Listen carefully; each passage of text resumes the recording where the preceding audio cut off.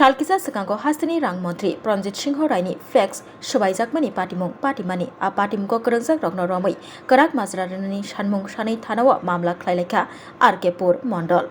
Tini Zulaitale, Nijiba, Shalmari, Fashalo.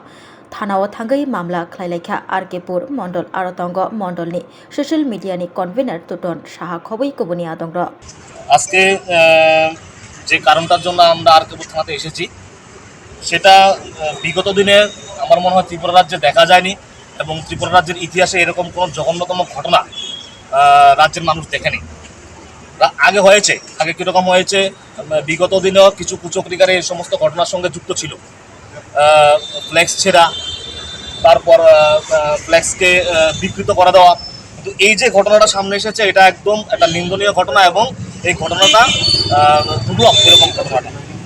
তো এই আজকে যে কারণে আমরা মিলিত হয়েছি সেটা হচ্ছে বন্দুয়ার ছিল নবোদয় সংলগ্ন এলাকাতে মাননীয় মন্ত্রী প্রণজিৎ সিংহ রায়ের একটা ফ্লেক্স ছিল এখানে, সেই ফ্লেক্সকে বিকৃত রূপ দেওয়া হয়েছে এবং এই ঘটনার তীব্র নিন্দা আমরা জানাই।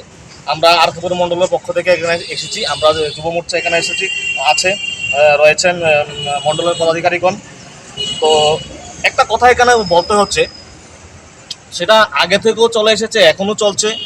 রাজনৈতিক প্রেক্ষাপটে এটা দেখা যাচ্ছে যে যারাই দেশের জন্য, সমাজের জন্য বা তার শহরের জন্য কিছু একটা করতে গেছেন বিগত দিনে বা এখনও করছেন, তাদের সমালোচনা হচ্ছে।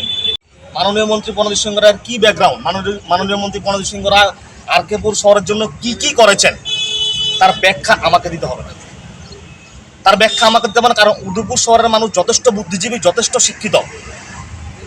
এই শহরের মানুষ দেখেছে কি করে জগন্নাথ দিঘির সৌন্দর্যায়ন হয়েছে, মহাদেব দিঘির চলছে, কতগুলি এগ্রিসেট হয়েছে এখানে ধনীসাগরের, বা উদয়পুর শহরকে কিভাবে ঢেলে অমর সাগরের, কি করে বিগত 10 বছর আগে উদয়পুর শহরটা কোন জায়গাতে ছিল, আজকে উদয়পুর শহরটা কোন জায়গাতে এসেছে, এটা আমাকে কাউকে বলে বোঝাতে হবে না। উদয়পুর শহরের মানুষ যথেষ্ট বুদ্ধিজীবী, যথেষ্ট শিক্ষিত এবং রাজনীতিতে যথেষ্ট সচেতন। বিগত দিনে ওনার বিরুদ্ধে ষড়যন্ত্র হয়েছে 2023-এর আগে, 18-র পরে বা 18-র আগেও ষড়যন্ত্র হয়েছে। তো ষড়যন্ত্রকারীরা একটা কথা মনে রাখবেন, যতবার আপনারা ষড়যন্ত্র করবেন প্রণজিৎ সিংহ রায় রাজনৈতিক মহিমামণ্ডিত হবে, উনি রাজনৈতিক দিক দিয়ে আরও উপরে উঠবেন। এটার স্পষ্ট উদাহরণ রয়েছে। 2018 সালে উনি যে ভোটে পাশ করেছেন তার থেকে অনেক বেশি ভোটে 2023-এ পাশ করেছেন। বিপুল পরিমাণে ষড়যন্ত্র করুক, আগামী দিনও তার প্রতিফলন দেখবেন। কারণ একটাই প্রণজিৎ সিংহ রায়ের উপর এই শহরের, এই রাজ্যের সাধারণ মানুষের হাত রয়েছে, সাধারণ মানুষের আশীর্বাদ রয়েছে, মা বোনদের আশীর্বাদ রয়েছে, শিক্ষিত মানুষের আশীর্বাদ রয়েছে, সেটা মাথায় রাখবেন। তারাই ষড়যন্ত্রের সঙ্গে যুক্ত। একটা কথায় প্রবাদ আছে যে ব্যাঙ যখন পোয়াতে থাকে তখন সেটাকে সমুদ্র ভাবতে শুরু করে।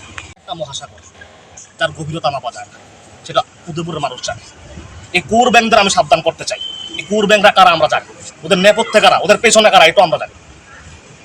এই কুর ব্যাংকদের আমরা মণ্ডল এবং যুব মোর্চা আমরা সাবধান করতে চাই। আইনের কাজ আইন করবে, প্রশাসনের কাজ প্রশাসন করবে। আমাদের প্রশাসনের ভরসাটাই আমরা এখানে এসেছি। আগামীতে যুব মোর্চার কাজ যুব মোর্চা করবে, মণ্ডলের কাজ করবে। তো আজকে অভিযোগটা মূলত কে করেছেন? আজকের অভিযোগটা এখানে এসেছি বিশেষ করে আমাদের সোশ্যাল মিডিয়ার কনভেনার টুটন সাহা এর তরফ থেকে একটি অভিযোগপত্র দায়ের করা হয়েছে রাধাকিশোরপুর থানায়। অভিযোগের সারবস্তু এই যে বিগত 23 তারিখ আমাদের সর্বপ্রথম নজরে আসে। কিছুদিন পূর্বে আমাদের মাননীয় মুখ্যমন্ত্রীর হাত ধরে একটি জায়গা শিলান্যাস হয়েছিল, আপনাদের মনে আছে, 51 ফিটের একটা রেপ্লিকা হতে যাচ্ছে আমাদের বন্দোয়ারে। সেখানে উপস্থিত অথবা আমাদের যারা ইনভাইটি ছিলেন সমস্ত নেতৃবৃন্দের ছবি সম্বলিত কিছু ফ্লেক্স লাগানো হয়েছিল।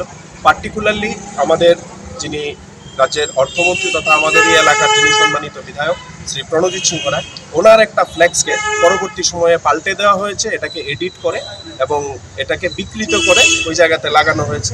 এই নিয়ে আমাদের যখন ব্যাপারটা নজরে এসেছে, আজকে আমরা উদয়পুর রাধাকিশোরপুর থানাতে আমরা এসেছি। আমাদের সোশ্যাল মিডিয়ার তরফ থেকে একটি অভিযোগপত্র এখন আমরা দায়ের করে বেরোলাম। আমরা যারা এটার পেছনে জড়িত আছে তাদের চিহ্নিতকরণ, তাদের আইনের আওতায় আনা এবং তাদের শাস্তি বিধানের জন্য ব্যবস্থা গ্রহণের আবেদন নিয়ে আমরা পুলিশের কাছে গেছি, আজকে আরক্ষা দপ্তরের কাছে গেছি।